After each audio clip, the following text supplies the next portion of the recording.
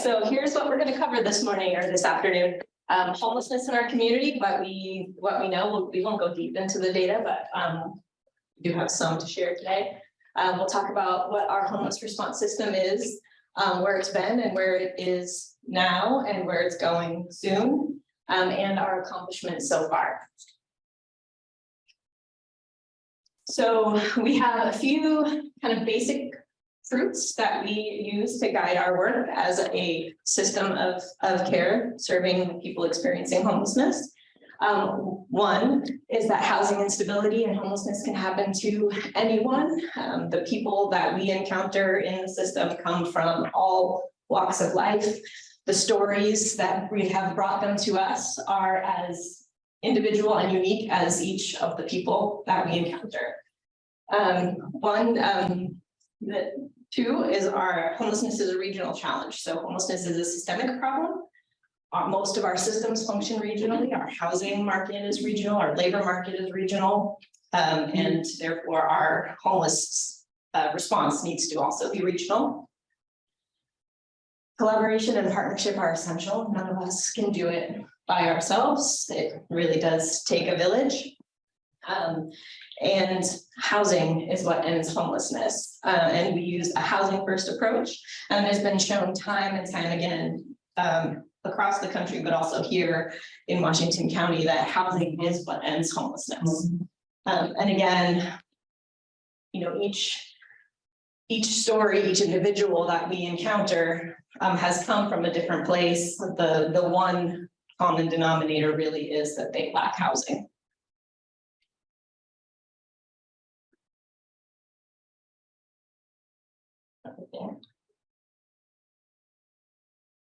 There we go.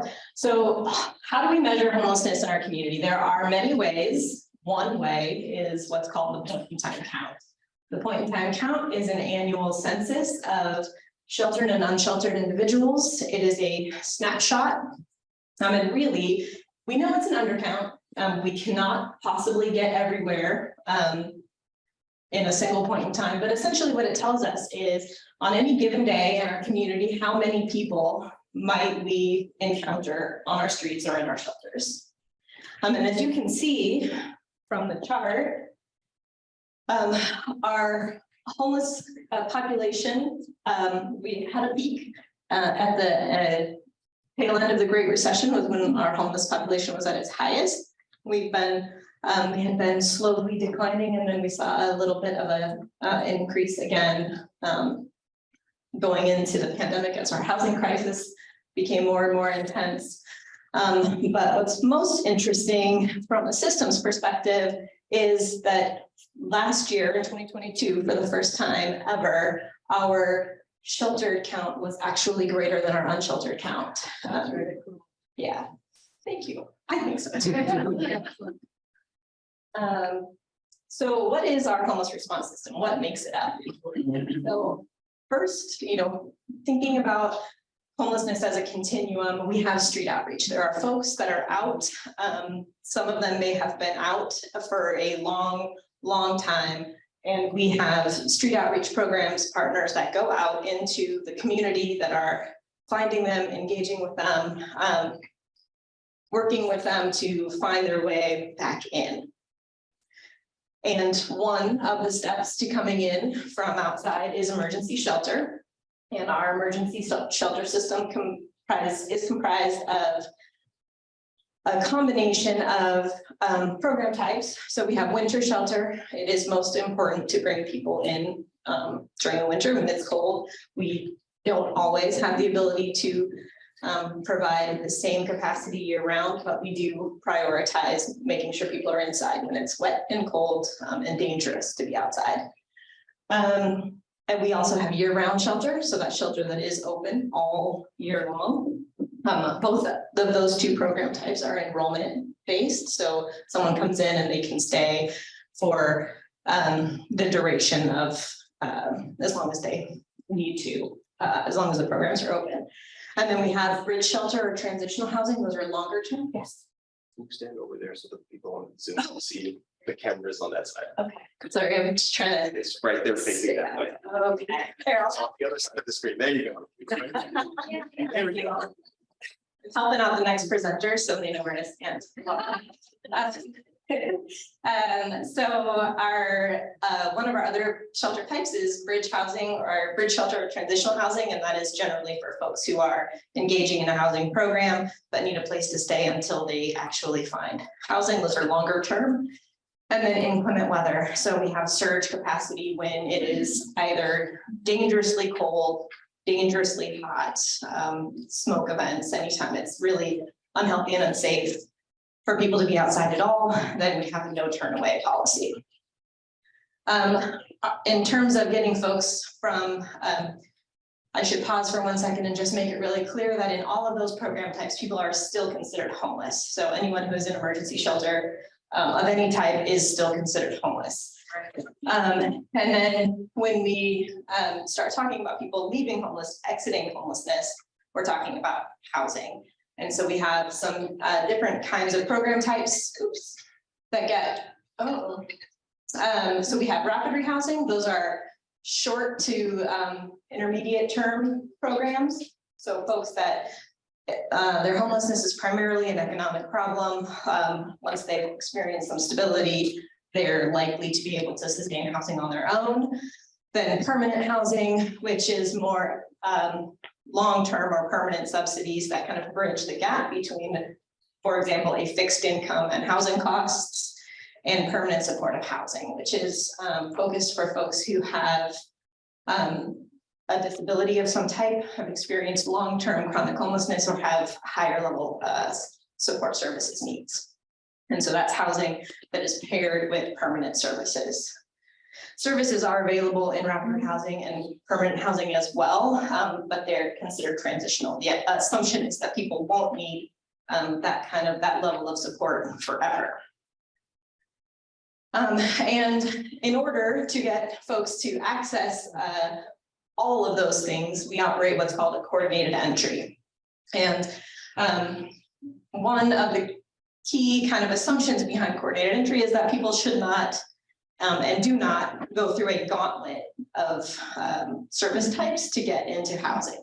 So people are able to go directly from the street to permanent housing if shelter isn't available for them or doesn't work for them, or if they're able to just get straight into housing. There's no need for someone to be in shelter or transitional housing if that's not necessary for them. So our coordinated entry functions as a way to simplify the access process. We've recently shifted from a centralized system to a coordinated system, which has expanded the pathways for folks to actually make their way to coordinated entry and eliminate any kind of like a log jam, a funnel effect. One of the reasons behind it is we hear frequently from people that it's hard to know where to go, it's hard to know where to turn, it's hard to know how to access services. Folks prior to coordinated entry would be on multiple wait lists at the same time, and that makes the system inefficient and impossible to really know what is the actual demand. And then while people are shopping for programs or interacting with one provider, another provider is holding a spot for them as well. And so it just kind of, the intent is to make the system move more efficiently and effectively and simplify access for people who need help. It is a phased process, so there's access, and then we are using that to determine the appropriate intervention level. So would it make sense to put someone, say, in a rapid rehousing program if what they really need is intensive long-term services? And it wouldn't make sense to put someone who doesn't need intensive long-term services in a program that has that level of support. So we use a coordinated entry system to have a consistent way of determining what's the right intervention level for a household, and then connecting them to a placement that has availability and is ready to accept them.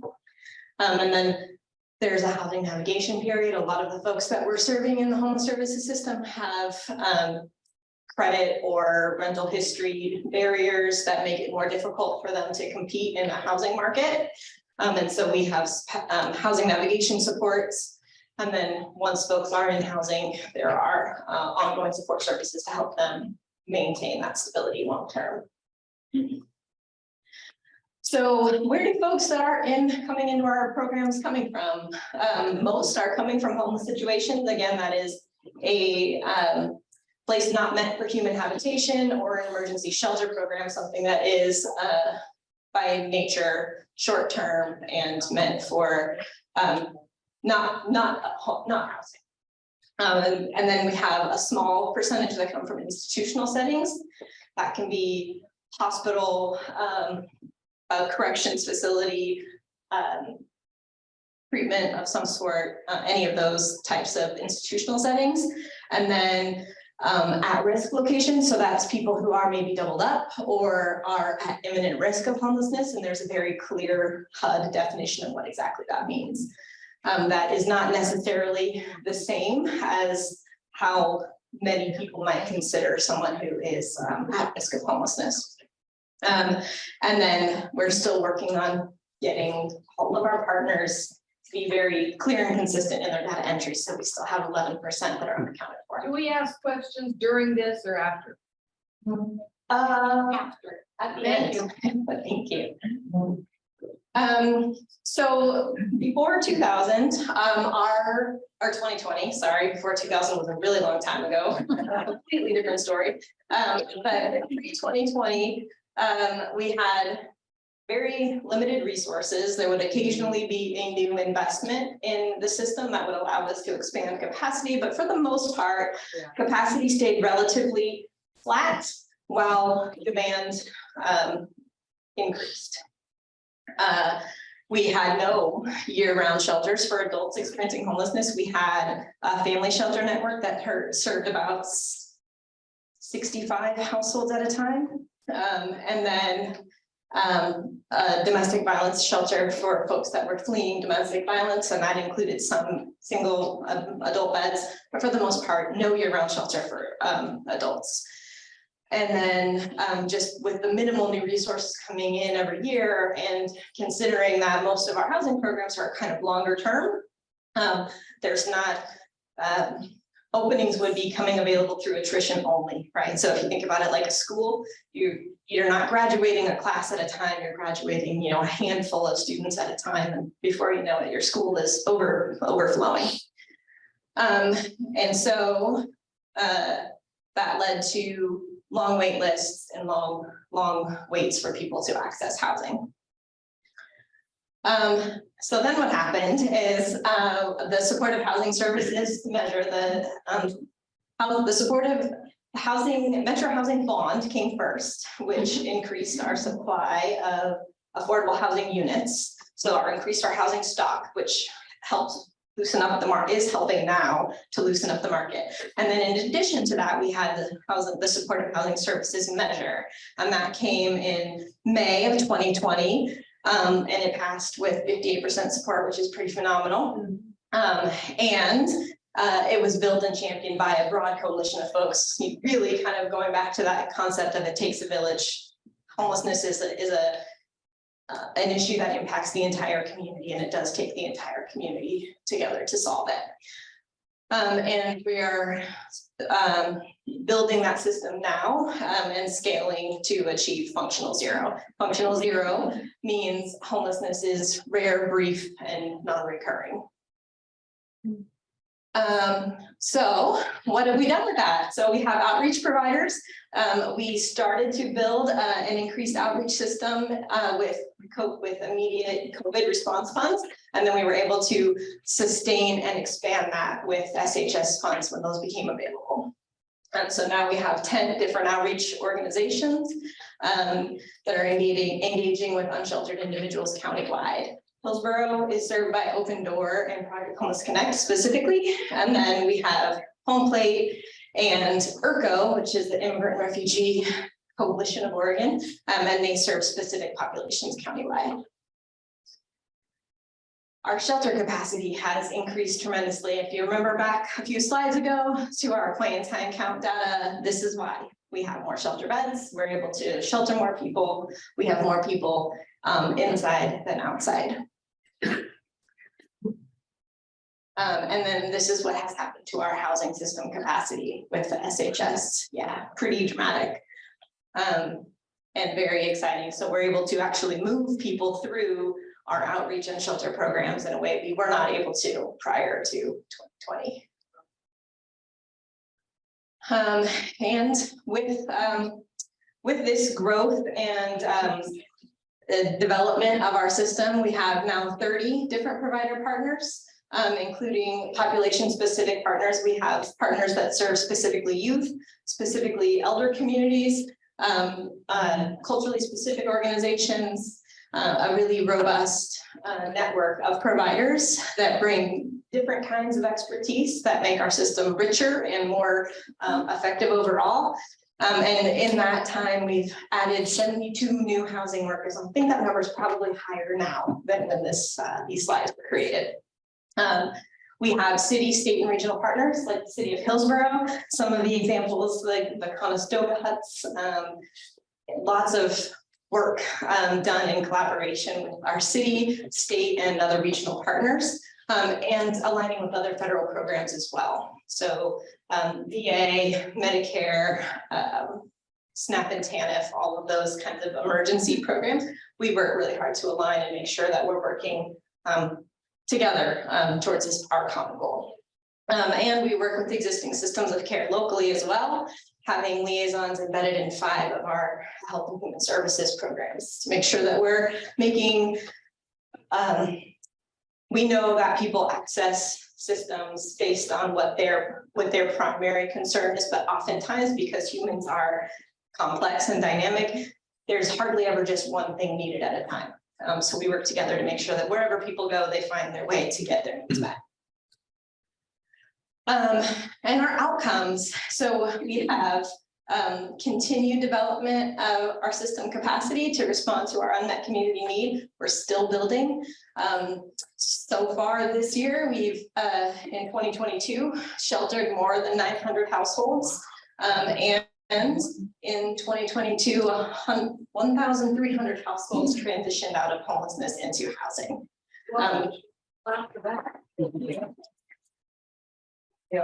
Some of our partners are in the room, and yes, we do it together for sure. And we have planned in 23-24 to continue the expansion of shelter beds, rapid rehousing, and permanent housing opportunities. So our system is continuing to grow. So.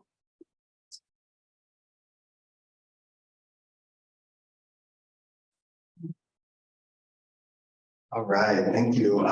So real quick, just how the question and answers will work. I'll be monitoring questions on Zoom, as well as bringing mic around for people in the room. If you notice, I had a slight wardrobe change. I just wanted to shamelessly plug the Youth Advisory Council. We have a lot of those folks during some of the most brilliant minds I've ever had the pleasure of working with.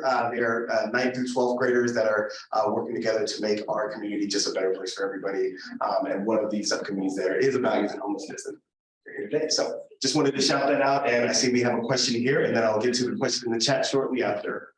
My question is very short. I just wanted to know where jail releases fit in your pie chart. Are they institutions? And yes, so that is, I'm going to try to answer that question without being too technical. So there are correction-specific programs that work with folks that are transitioning out of corrections facilities. If someone comes directly out of a corrections facility and doesn't have a place to go and ends up coming to our homeless services system first, yes, they would be captured in that 3%. We do have specific programs that work with folks who are coming out of those systems. Thank you. Okay, and one thing real quick that I forgot to mention, we do only have about 10 minutes for questions, so we'll be going through them pretty quickly because this is more about informing the community. And so if you do have questions, feel free to write them in the comment cards. And we'll get to them afterwards. And also for our presenters, if there's questions that you don't have the answer to, you can direct them to Mandy, myself, or David in the back there. Okay, so we had a question from the chat. Are these numbers just Hillsboro? No, these are countywide, Okay, thank you. system-wide. All right, and then I have another question right here that I'm going to get to. Hi, my name is Kelly, pronounced she, her. I would like to know if you already know that Oregon Housing Authority will receive $880 million from the federal. Do you know who will decide that money to distribute to? No, no, I do not. I will find out and I will let Mandy know. All right, thank you. And then another question from the Q&A on Zoom. When did the county shift from the centralized system to the coordinated system? Good question. That happened with the expansion of our system overall. It no longer made sense to have a single point of entry for a much broader system. There was much more capacity in the community to do that work. And so, yeah, I think we started that transition, if you want the timing of it, I think it was June 2021. But yeah, thanks. Hey, Nikki. Okay, thank you. We have another question here from Chet from the audience. I saw there was a 211 phone number on one of your charts. Can I just refer someone to call that for help? Yes, you can. It's up and functioning 24/7. Yeah. Yes. Yes, Yes, there you go. Good to know. thank you. Another question from Kat, from Chat. I'm coming to you next, okay? So what is the cost per person served? I'm gonna have to get back to you on that. I will say it ranges depending on the program type. Shelter is more expensive, for example, than rapid housing per person. Okay, thank you. And I'm going to get a question from this person right here. So actually, I am currently homeless. And one question is related to how long it takes people to get through your centralized system. Because one of the struggles that I have recently had is going through Community Connects. This is actually not my first time, and I was forced back to another county I didn't want to be in because of a lack of response. So here's what has happened to me. Basically, I start the process in October. Nothing has changed. I'm now at the point where I'm paying for a hotel, dwindling all the savings that I have. I live on Social Security. Essentially, the only way I have to pay for this is via a settlement, which was a result of being harmed previously.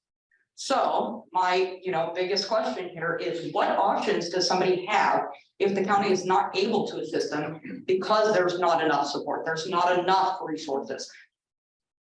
That's a great question. And thank you for sharing that. And I think I can speak for everyone in the room that I'm very sorry that you are experiencing a struggle and that you're going through this.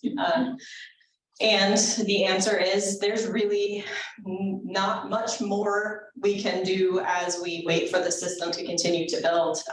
There is not enough still yet. And we are continuing to work towards making sure there is enough. But maybe let's you and I connect afterwards and we'll see if there's any additional guidance I can give you specifically. Well, the other part of that question also was how long is the average time period for somebody to get through the system? That's a really good question, and I'm glad you asked. There is, right now, I think the average length of time homelessness running around 130 days. And part of what coordinated entry does is it prioritizes households based on a series of criteria that's agreed upon by the community. And so for some households, it's much shorter, and for others, it's much longer. All right, thank you. I'm coming to you next, but I do have a question from the chat. Does emergency and bridge housing support people with pets? Yes. Oh, last question, sorry. Okay. So I have an answer rather than a question to you who asked about people coming out of jail because my son has autism, low IQ, other mental health issues, and was addicted to methamphetamine for 5 years and off his psych meds, living with his father. He hit his father in the head with a shovel and wound up in jail. And that was actually wonderful news to me because he could actually be forced to get help. And upon his release from jail, an agency called Bridges to Change, which works with people coming out of jail, got him housing in what's called intensive outpatient treatment house. There's a lot of those. Sometimes if they're not quite stable enough, they go to stabilization houses. Really happy to report that my son has 7 months clean, 5 months back and 5 minutes.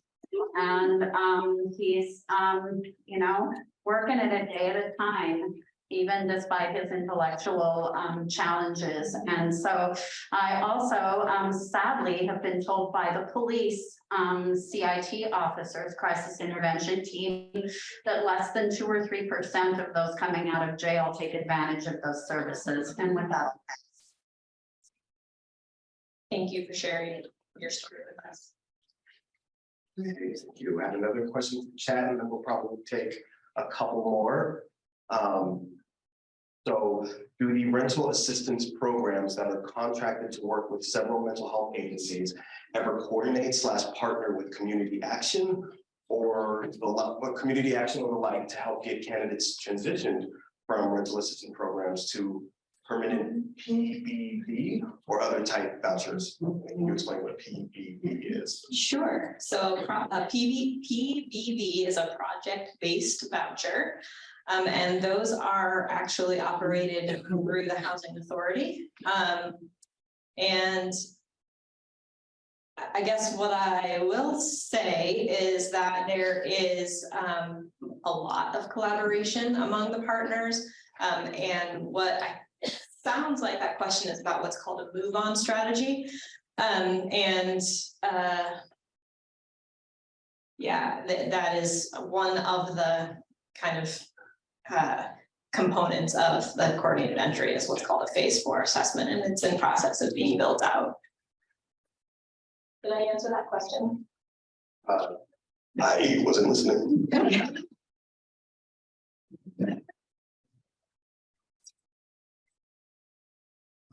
going to take one more question right here, and then I have one more question from the chat, and then we'll call. Actually, you know what? We'll take your question as well. So we'll do 3 more questions, and then we'll move on to our next presenter. Hi, I was wondering, with the economy being what it is, what initiatives are in place to keep people in their current housing? It just seems everything's going up, you know, and maybe taxes would be something that could be addressed, or just a myriad of things, different fees, like on the water bill. I don't know what we need a transportation line on the water bill for, but especially the elderly on fixed incomes. I would love to pontificate on that. However, the prevention system is outside of the homeless services system. The goal of those systems is to keep people from ending up with us. And so I'm right there with you. I would love to see a robust prevention system that keeps people from needing to interact with us at all. Can I just throw one more thing on that? Yeah, a couple of years ago, I was watching the 10 o'clock news and I saw an item where they had some elderly women in wheelchairs and walkers outside their apartment building. It might have been in like Oswego or something, I don't know. But anyway, the little lady said, I had no idea I'd be dealing with homelessness at 85. And that just threw me for a loop. I was like, that could happen to anybody. You just outlive your fixed income. Yes. I just, if I may, that is exactly what we mean when we say that homelessness is a systemic problem. And anyone can find themselves there. So another question from the chat. There are still folks on the streets in tents. Let me try this again. There are still folks on the streets in tents. How is this handled? Good question.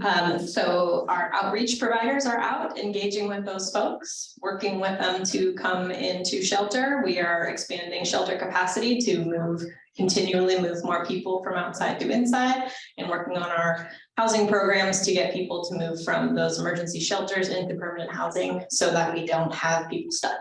We want to have people flowing through. Our effectiveness is really measured by our inflow compared to our outflow. How many people are coming in, and are we getting enough more people out each year than are coming into our system? And so these are the things that we look at. Thank you. My question relates to kind of what the last question was. I see camps of several people or a whole bunch make a camp, and it gets really bad, and somebody comes along and they clean it up and they move to another spot like a block away. So I wondered, is the outreach people going to these camps or these places, or these people that have refused everything and you aren't dealing with them? So yes, our outreach providers are going to these sites. These are not necessarily people that have refused everything. And I think I bet you Jason is going to talk about this, but we don't believe that homelessness is ever a choice. It may be sometimes that there are folks that have been outside for a very, very long time, and it takes a little bit of time and trust building to bring them in and make them comfortable in a setting that is very different from what they've experienced for a long time. And so that's really what our outreach providers are doing, is going out, talking to folks, building that trust, and working with them to believe that we care whether they live or die on our streets. And that's really the goal. Okay, thank you, Katherine. Can we all get back?